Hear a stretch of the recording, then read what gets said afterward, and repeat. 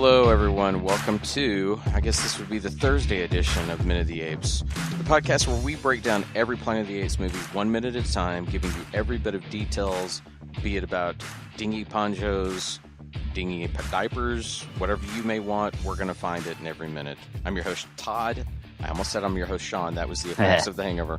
But on the other end, that laugh you just heard is my dear friend, Sean. Yes, Todd, soon you can have some hair of the ape that bit you. Well, as you say that, I don't know if everyone can hear it, but that was a flyover of something coming in. So we're on to minute 34. Minute 34 starts with the locals being caught in a net. It ends with Taylor coming out of the corner and running over a fallen Dodge. In this minute, we have 3 running, fleeing astronauts, oddly running, but one dead at the bottom of a faraway lake. Tons of hippies with bad wigs and apes everywhere. All right, so I looked it up. You have a murder of crows, a school of fish. It's called a shrewdness of apes when you have a gathering of apes. So we can call it shrewdness of apes. A shrewdness of apes. I can probably see, too, why they didn't call the movie A Shrewdness of Apes. Doesn't have the ring of Planet of the Apes, but A Shrewdness of Apes is a gathering of apes. Shrewdness of the apes. Return to shrewdness of the apes. And so, battle for shrewdness of the anticipation of the shrewdness of the apes. Yeah. I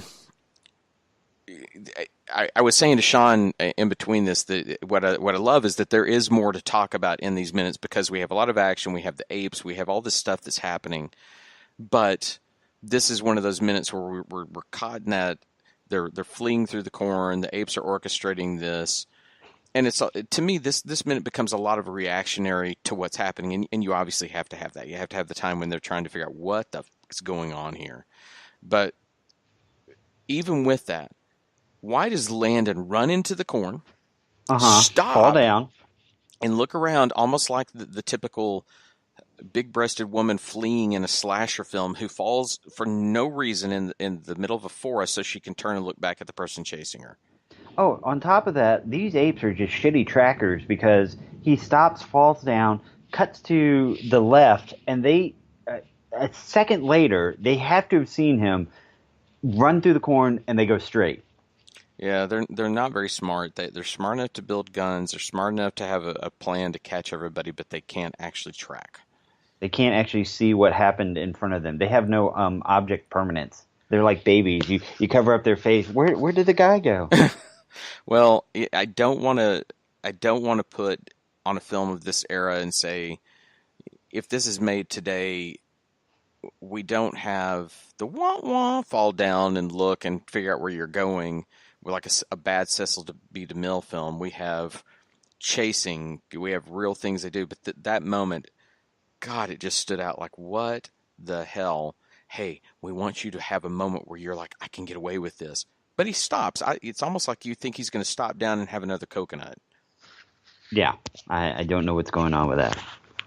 I gotta say, the stunt people on this, they are taking what looks like 15, 20, 25-foot drops into sand and water like champs. I thought the same thing because that's my exact note is that so if you've not seen the film, to set the stage, once again, these apes have orchestrated this raid well enough now that they're running the humans to a cliff. The humans are jumping off down into a creek below. Holy shit, that's terrifying. I watch it and I keep thinking somebody's going to break a leg. Oh God! I mean, the way they hit the ground, even in the sandy parts, I'm seeing at least a twisted ankle, if not broken legs, at some point. You get used when you watch enough films that when somebody falls like that, they're going to fall to their back, or there's going to be something that lets them slide down. But these people, a roll or something, they literally are falling into a very sandy area that there's something there to break their fall, hidden beneath the sand. But holy shit, there are moments in there that it almost looks like somebody has hurt themselves if you slow it down. And I know you can make anything look like anybody's hurt themselves when you slow it down, but I don't think you're going to get that shot today because I think most stunt people are going to go, yeah, fuck you. Yeah, I'm not doing that. Landon's also got a really awesome unconscious dive form. Yeah. When he gets cracked on the jaw and then just falls back beautifully, does a perfect dive into the water. Well, ANSA, they didn't train for many things, but they did do high dive training. And that was the wounded duck dive, is what they called that. Oh. And that here's what you were talking about in an earlier minute. Yeah, they start netting people up, and they just beat the shit out of them, dragging them on the ground, all that kind of stuff. Well, isn't this the minute when Dodge is one of them in a net? Oh yeah, actually, but it's the one where Dodge escapes the net. Yeah, everybody else doesn't know how to get out of the net, but he can get out of it. But here's the thing I'll say: that's the actual actor being drugged in that net. And he's not. It's not. That film is not sped up. There's nothing done to. They're really dragging horses dragging somebody on the ground in a net, and that's over a bunch of fallen corn stalks. You know that didn't feel good. But this also brings me back to Dodge and the dinghy poncho. It's no wonder the man is shot, because amongst all the rest of the people in the cornfield, that dumb motherfucker's wearing the yellow thing that says, "Here I am, shoot me." It's almost like Frank Miller when he put the bat signal, the bat emblem on Batman's chest in Dark Knight and said, it's a target. I want him to shoot me there, yeah. And you almost begin to think that Dodge is so sick of the other two bitchy assholes that he puts this on going, "Please somebody shoot me." He's done so. Just take me out. Speaking of which, when he gets shot, he holds his neck the strangest way. Yes. I thought, and he also, even though he's doing that weird, almost like putting butterfly things with his arms out, he still runs pretty damn good for a guy that's been shot in the throat. In the neck. In the neck. In the neck, my bad. Yeah. But he runs around, it's like, oh, and then just like a dead duck to the ground. And flop. Yes, I just watched it right now.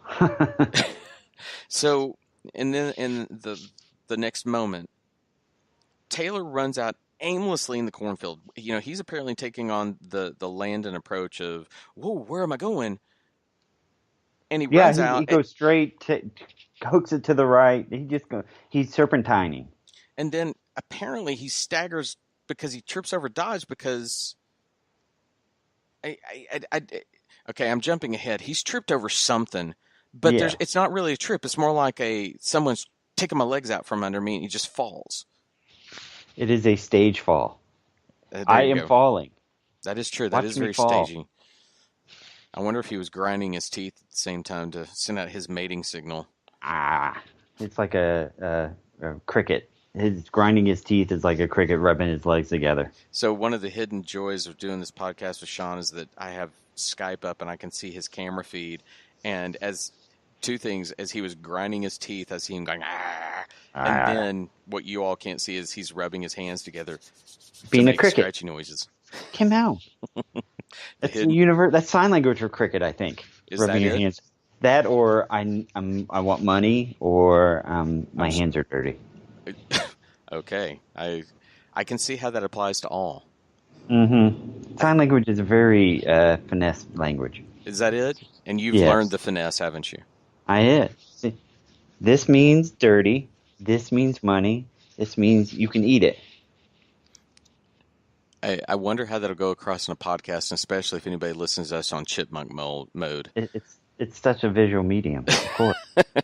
That's all the notes I have. How about you? Same here. So, like we said, a little bit of a reactionary minute, a little bit one of those where we have to have things happening. And I'm going to throw this in, Sean, because I said this to you off air, and I'm doing air quotes right now off air, that I don't know that I've never broken down a movie minute by minute. I'm enough of a nerd to break down movies and say, oh, what are they doing here so I can learn it, but never by minute. But this thing is so precise that almost every minute takes you to a new set of something. You know, oh, we have the chase. Oh, then the minute is the reaction minute. And it's almost as though it was the editor literally set by their watch, all right, and cut. And so it's next scene. You will get it. And when we say these things about you get guns at the end of the one, and then you have apes, it's so precise that I have to sit there and pause it and go, okay, where are we stopping this? We're stopping with the guns because the next shot is the ape. And it falls exactly on the minute. And it's not just once or twice. It's been so many times throughout this that it's rather odd. Yep. Anyway, I digress. All right, that does it for us. I think that's it. Let's cue the music. Let's get out of here. So that is the end of minute 34. We'll be back tomorrow to wrap up the week. Thank you for joining us with the Minute of the Apes podcast. We do hope you enjoy it. Drop by our website at minuteoftheapes.com. Let us know what you think. Let us know what you want to hear. Let us know anything you want to let us know. You can let us know how great Sean is in those off-camera moves. Yay. But for Sean, I'm Todd. He's Sean. We'll see you guys tomorrow. Bye.